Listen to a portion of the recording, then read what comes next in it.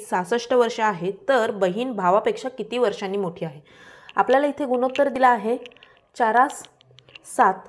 दोघांच्या वयांचं गुणोत्तर दिलं आहे आणि दोघांच्या वयांची बेरीज सांगितली आहे 66 वर्षे। जेव्हा तुम्हाला बेरीज देतात तेव्हा या दोन्ही गुणोत्तरांची करायची बेरीज 4 + 7 भाग बरोबर 11।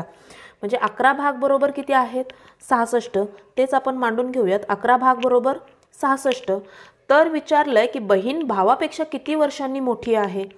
तर ह्यात जेव्हा मोठी किंवा लहान असं विचारतात तेव्हा काय करायचं ह्यांची वजाबाकी करायची। म्हणजे 4 - 7 केलं तर येतात 3। म्हणजेच आपल्याला 11 भागांची किंमत दिली आहे 66 तर 3 भागांची किंमत विचारली आहे। तर इथे करूयात तिरकस गुणाकार।